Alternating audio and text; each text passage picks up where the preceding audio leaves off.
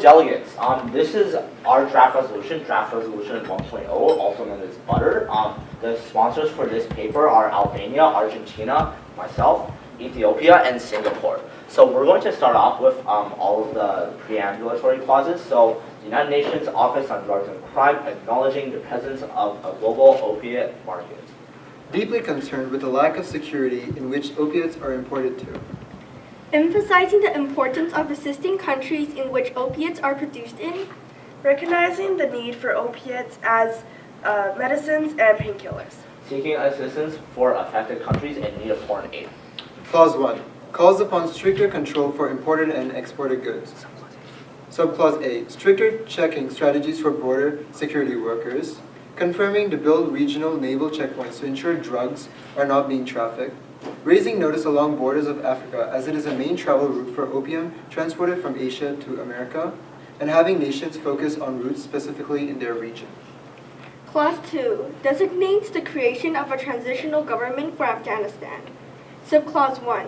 Having a multitude of nations to avoid corruption and colonialism, assist Afghanistan in rebuilding their nation, import of resources to diversify economy, and shrink the size of opiate poppy farming as part of the economy. Subpoint C. Give Afghan farmers new jobs, opportunities through the economy the transitional government is about to create. Clause 3 encourages rehabilitation methods for those currently under opiate influence. Subpoint A place restrictions on administration for opiates for patients, particularly introduce backgrounder checks on patients before admitting addictive drugs. Subpoint B introduces programs educating citizens on the harms of drugs, funded by NGO and foreign countries, promoted by global volunteers, and creating and improving rehabilitation centers for opiate abusers, funded by NGOs and foreign nations, monitored by certified and paid doctors. Clause 4 further requests foreign aid from nations who were once involved with the invasion of Afghanistan. Subclause A asks for the United States and United Kingdom to assist with plan to build transitional government in Afghanistan. Subclause B declares the need for money in Afghanistan in order to rebuild it from slums. Clause 5 decides to remain actively seized on the matter. Q&A session. All right. That being said, are there any other points of motion before this time? The dice is clearly find a Q&A session based on the draft resolution. Okay, so we need a motion for a 5-minute Q&A session with the presenters of the topic. So, all those in favor, please raise your placard now.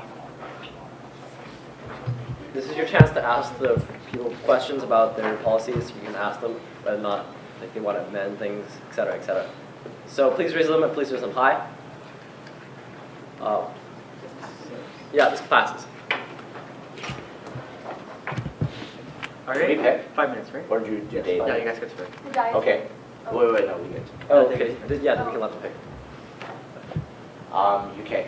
So to clarify, your position, your resolution paper states that you would not be legalizing the act of opium trade. Yes, we will not be legalizing it because, as we have stated time and time again throughout committee sessions, opiates, for the most part, other than for medical uses, are bad for use. Like the butter does not permit. I can't see. Norway. What are the jobs that we can usually between Afghan farmers? So, I mean, do you mean in Afghanistan, right? So again, in Afghanistan, we believe that working in the opium farms is obviously not a good solution because it still increases the fact of the drug trade. Therefore, we believe that they should be given opportunities such as developing their own infrastructure. And again, once they develop their infrastructure, they will obviously increase their economy of Afghanistan. UK. So will you be having border patrols in Afghanistan, and if so, will they be based off of SIGAR, or will it be a separate body? How are you going to coexist with it? We're going to have them everywhere we can. And they will be their own because we do not need SIGAR or whatever it is. Yes. So how will you read? No follow-up questions. No, we will allow that. Oh, okay, fine, fine. So how will you be able to deal with how will you be able to delegate tasks so that some of it goes straight to SIGAR and some of it is to your new UN body? They're to our control completely because we do not care about SIGAR. Norway. It says encourages rehabilitation methods for those currently under opiate influence. Is this worldwide? Well, it's encourages, so it's wait, where is it? So of course it's just a suggestion. We can't actually implement these solutions into power because we're not a GA, but like I'm pretty sure we're not allowed to actually implement these solutions. But again, it's a viable suggestion, and if you look at the subclauses, you would understand what we're aiming for. And this would be highly encouraged, for example, to use in Afghanistan as they really need this kind of treatment. Just refer to the subclauses if you're not clear on the main clause itself. Other questions? Any other questions for butter? Australia. In clause 4, subclause A, you had said that your foreign will come from the U.S. and UK. Have you already followed up and to make this a reality? While we have not made this, okay, calm down. Okay, first off, we cannot make it. First off, this is all suggestions on a resolution paper, so we cannot be sure if it's going to happen, but we're definitely recommending the United States of America as well as the United Kingdom to follow through with what we have requested here, because like we said, they are responsible for creating the power vacuum in Afghanistan. The UK and the US have also suggested that they wish to help Afghanistan, so this is obviously presenting a chance for them to help them.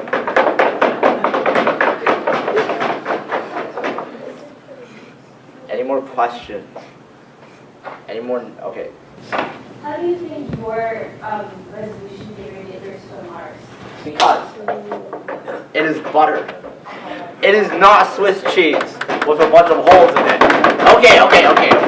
This is why, even though it's rather similar, what makes it better is because we have more realistic solutions, and judging from a question that you asked earlier about keeping the opiate trade legal, we can be really sure that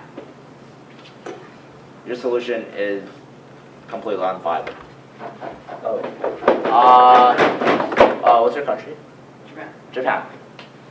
Mine? Yeah. Oh, I was just gonna say, how are you sure that your cons overpower the pros? That's subjective. Next question. Norway. Why do you keep referring to the resolution paper as butter? Because it's butter. And it's hard. And yours is Swiss cheese with a bunch of holes in it. Okay, delegates, we will now elapse the Q&A session. So, Thank you. we'll take a minute. Answer that. Okay, I'll just explain because. Alright, sure. Okay, so, delegates, thank you. Yes, what were you going to say? I just wanted to clarify, answer his question again. Yeah, sure. Okay. So what he meant by this kind of reference is that he says that your resolution paper has some kind of problems in it, whereas ours has no problems at the moment. Of course, this is all again just a subjective, an idea. But again, by reading your resolution paper, it obviously proposes some kind of problems which are not present in our paper. Thank you. Delegates, you might now take your seat. Thank you very much. Alright, so are there any points of motion before at this time? The United Kingdom. Motion to present paper 121. Alright, all in favor, please raise your placards now. Presenting working paper 1.1. This passes. Okay. So, United Nations Office on Drugs and Crime, topic disrupting the global opiate trade, sponsors UK, Japan, Canada, Brazil. Signatories Australia, Afghanistan, France, India, Ukraine, USA, Norway, Zimbabwe, Sri Lanka, and Greece. Do you guys want to start? Okay. Emphasizing the drug routes that go through Afghanistan, fully aware of the livelihood of the poppy farmers, recognizes the use and importance of the Special Inspector General for Afghanistan Reconstruction, SIGAR, keeping in mind the financial status of the nations involved with the opium trade, bearing in mind the past attempts of stopping the trade during the Afghan War, 2001 to present. Demands an improvement of monitoring special task force, identify drug lords and poppy fields in Southern American countries and Afghanistan, include heavily armed border control, using this as a temporary peacekeeping and monitoring act until opium trade and consumption has been reduced, making SIGAR an international UN body, having more countries involved with the patrol, utilizing other nations' strengthens to collectively solve this problem, using UK's Navy to monitor drug ships, USA's Air Force and Army for patrolling in land and air.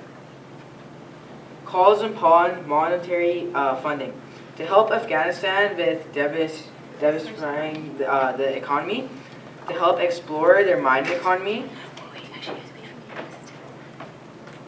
have companies that have a Statoil or British oil to help Afghanistan, and international funds such as UK's Aid Match, UK Aid Direct, and Business and Innovation Facility.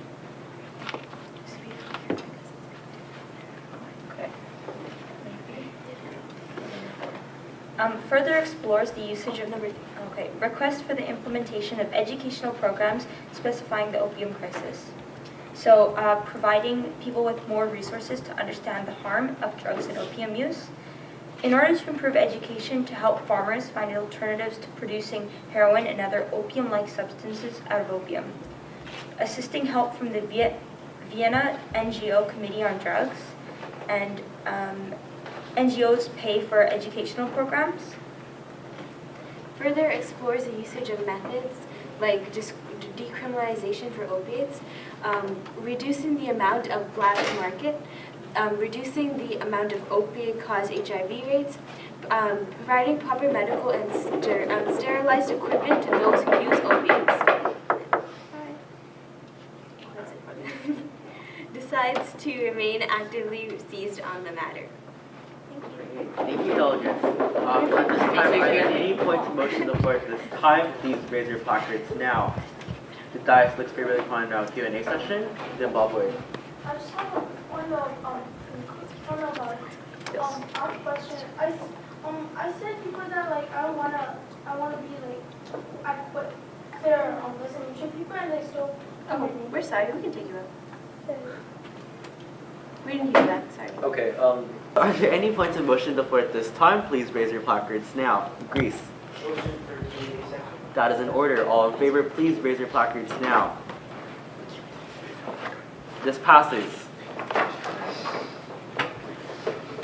Does anyone have any questions? okay, so,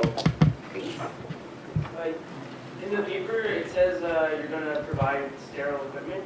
For which countries are you specifically talking about? So I guess all countries that struggle with the opium usage and have high rates, for example, Afghanistan and even North American countries. Mostly Asian countries. Next question. All right. Seeing none, that will be the conclusion of the Q&A session. Do you guys have any final points? No. We just hope that you were. Yeah, Okay. we hope the dice experience. Yeah, basically. Additional questions? We will help a lot more people with this one. Yeah, Because we're helping just Just to to clarify, just to keep with in mind the that we're other constantly variables- working on this, and it will be a. We're thinking solution that- more of the public's good and about the people's instead of just okay, it can save money, because it's about long-term effects and changing this effect so it can not happen once. It can end once and for all. And we also have the UK and the USA's permission for their money, and military, unlike the last one. It's So very realistic, as well as not Canada. our plan. Yes. So it's not like we're just throwing countries on paper and being like, oh, but they will do this. Right? So we have hard truths. So it's very realistic. It's like good to hear. You mentioned that for Afghanistan, you receive funding from Statoil, the company, the oil company, but it says it's a Norwegian company, but I don't see. Okay. So that's. Oh. But so you're gonna get money from private companies, not government-owned companies. Well, no, but by private companies, it's easier for them to work in different countries, other than like just having. And we also have Norway's permission with it for if we do need to use it, and yeah, we have all the permission. Consent.